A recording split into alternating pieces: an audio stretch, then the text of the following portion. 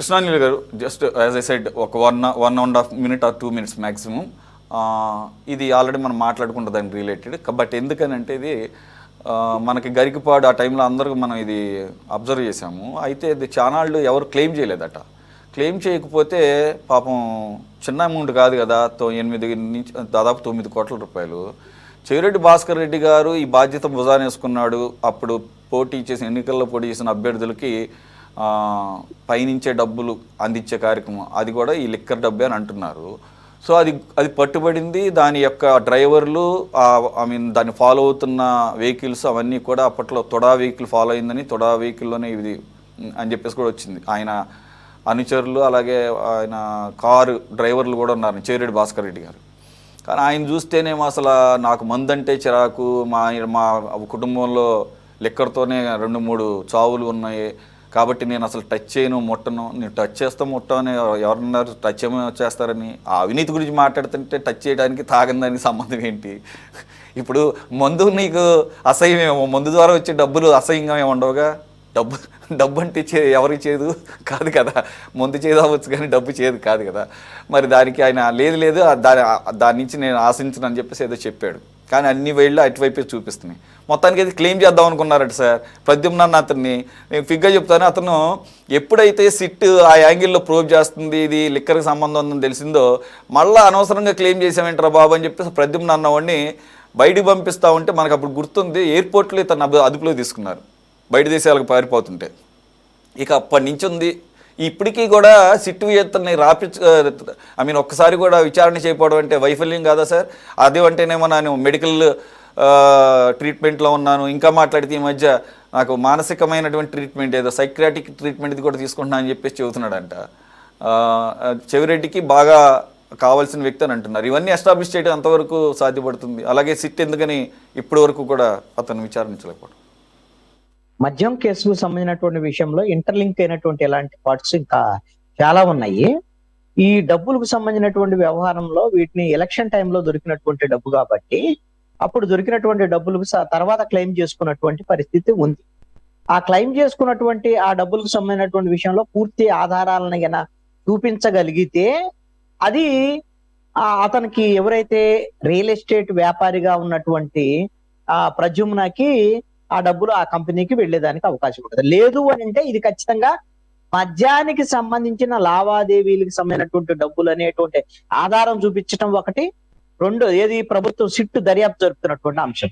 రెండవది ఏంటి అని అంటే వీటిని ఎలక్షన్ కు ఉపయోగించారు, వైఎస్ఆర్ కాంగ్రెస్ పార్టీ అభ్యర్థులకి పంపారు అనేటువంటి అంశాన్ని ఆధారాలతో సహా చూపించడం.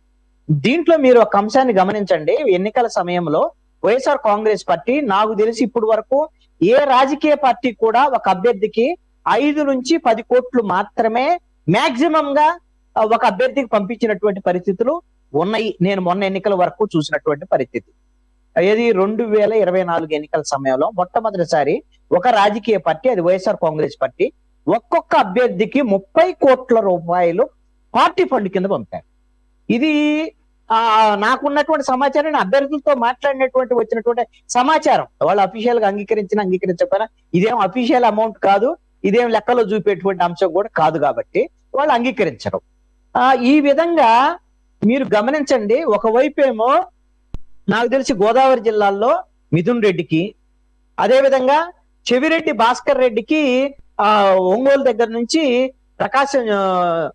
ప్రకాశము, అదేవిధంగా నెల్లూరు ఈ జిల్లాలకు సంబంధించి, రాయలసీమకేమో ఎవరు సజ్జల రామకృష్ణారెడ్డి, అదేవిధంగా ఉత్తరాంధ్రకు సంబంధించినటువంటి విషయంలో వైవి సుబ్బారెడ్డి. వీళ్ళ ద్వారాగా అదేవిధంగా కొన్ని చోట్ల రామ్కీకి సంబంధించినటువంటి ఆయన అయోధ్య రామిరెడ్డి, ఏది కృష్ణా గుంటూరు జిల్లాలకు సంబంధించినటువంటి అయోధ్య రామిరెడ్డి అనమాట బాధ్యత చూసినటువంటి వాళ్ళు.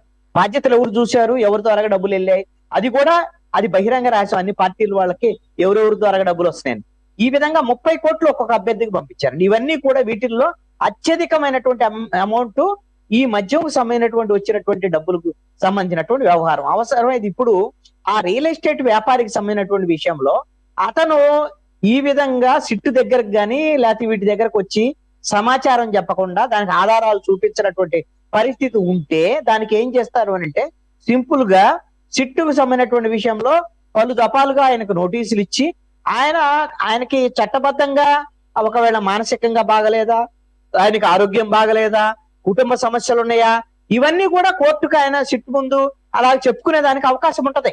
ఆయనకు కూడా హక్కులు ఉంటాయి. అవి ఒక పరిధి దాటి అసలు రావటానికి ఇష్టపడటం లేదు అని ఒక నిర్ధారణ చేయగలిగితే, ఈ డబ్బులు పలానా చోట నుంచి పలానా చోటకు వచ్చినాయి అనేటువంటి విషయాన్ని గిన సిట్టుకు సంబంధించినటువంటి విషయంలో ఆధారాలు చూపించగలిగితే, ఇది ఖచ్చితంగా ఈ విధమైనటువంటి మద్యం కేసులో ఒక నగదు సంబంధించినటువంటి పూర్తి స్థాయి ఎవిడెన్స్ ని సిట్టు సంపాదించగలిగినటువంటి పరిస్థితి ఉంటుంది అనేది ఇప్పుడు నేను అనుకుంటున్నా. ఇది ఎక్కువ రోజులు వాడు సాగదీయలేరు. ఇప్పటికే అది గడువు ముగిసిందని నేను అనుకుంటున్నా. అందుకని ఇలాంటి సందర్భంలో కానీ ఈ బ్లాక్ మనీ విషయంలో కానీ ఎలా వ్యవహరిస్తారు అనేటువంటి దానికి ఒక సింపుల్ ఒక మాట చెప్తాను. 2010లో లక్డీ కప్పులకు సంబంధించినటువంటి డీజీపీ ఆఫీస్ ఉంటది అసెంబ్లీ దాటగానే. అక్కడ డీజీపీ ఆఫీస్ దగ్గరకు వచ్చే సమయంలో కొంచెం అప్పు ఉంటది. అప్పు దాటిన తర్వాత లక్డీ కప్పులు బస్ స్టాండ్ వస్తుంది అనమాట. అక్కడికి వచ్చిన తర్వాత సాయంత్రం 4 గంటల సమయంలో ఒక ఆటో వెళ్తూ వెళ్తూ అక్కడ కరెక్ట్ డీజీపీ ఆఫీస్ ముందు ఆగిపోయింది సడన్ గా. అది ఏంటి ఆగింది అనేది సెక్యూరిటీ యాంగిల్ లో వాడు చూస్తే, వాడు ఆటో డ్రైవర్ వారి ఆగిపోయింది, పోలీసులేమో సెక్యూరిటీ పరంగా పోనీ అని అంటే ఆటో డ్రైవర్ పారిపోయాడు. భయపడి పారిపోయాడు. దాంట్లో బ్యాగులు ఉన్నాయి. ఖచ్చితంగా నేను అప్పుడే డీజీపీ ఆఫీస్ లోకి ఎంటర్ అవుతున్నాను.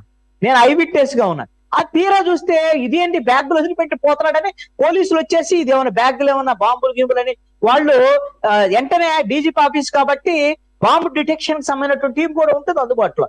వెంటనే వాళ్ళు వచ్చి చూస్తే తీరా చూస్తే కట్టల డబ్బులు ఉంది దాంట్లో. ఏంటి అంటే సుమారుగా 1 కోటి రూపాయల వర్క్ అండి దాదాపు. తీరా ఏంటి వ్యవహారం మీద స్వాధీనం చేసుకున్నారు పోలీసులు. తర్వాత ఏం తేలింది కొద్ది రోజుల తర్వాత దాన్ని ఫాలోఅప్ చేస్తే అది ఒక ఆశ్రమము సంబంధించినటువంటి స్వామీజీ డబ్బులు అని క్లెయిమ్ చేసుకున్నారు పోలీసుల దగ్గర. అంటే ఇలాంటి వాటిల్లో రాజకీయ నాయకులు ఏం చేస్తారు అంటే వ్యాపారవేత్తల్ని ఎలిబిగా పెట్టుకుంటారు, వ్యాపారవేత్తలకు సంబంధించిన. రెండోది స్వామీజీలు ఆశ్రమాలకు సంబంధించినటువంటి వాటిని పెట్టుకుంటారు. ఈ విధంగా కొంత ఆ డబ్బుల్ని వైట్ మనీ కింద చూపించేటువంటి ప్రయత్నం చేస్తారు. దొరకపోతే అది బ్లాక్ మనీ కింద సర్క్యులేట్ చేస్తారు. ఎక్కువ రాజకీయాలకి ఎన్నికల సమయంలో పంచడానికి, అదే విధంగా రాజకీయ పరమైనటువంటి ప్రలోభాలు అంటే ఎమ్మెల్యేలు కొనటం లేకపోతే ఇతర రాజకీయ నాయకుల మధ్య జరిపేటటువంటి డబ్బులు ట్రాన్సాక్షన్ విషయంలో ఈ విధమైనటువంటి బ్లాక్ మనీని ఉపయోగించేటువంటి ప్రయత్నం. అందుకనే ఆంధ్రప్రదేశ్ లో లిక్కర్ కు సంబంధించినటువంటి విషయంలో, లిక్కర్ కొనుగోలు అమ్మకాలకు సంబంధించినటువంటి విషయంలో డిజిటల్ కరెన్సీని అంగీకరించకపోవడానికి కూడా కారణం ఇదే. కొంత ప్రభుత్వానికి వెళ్ళే డబ్బులు ప్రభుత్వానికి ఎలాగూ ఖజానాకి వెళతాయి.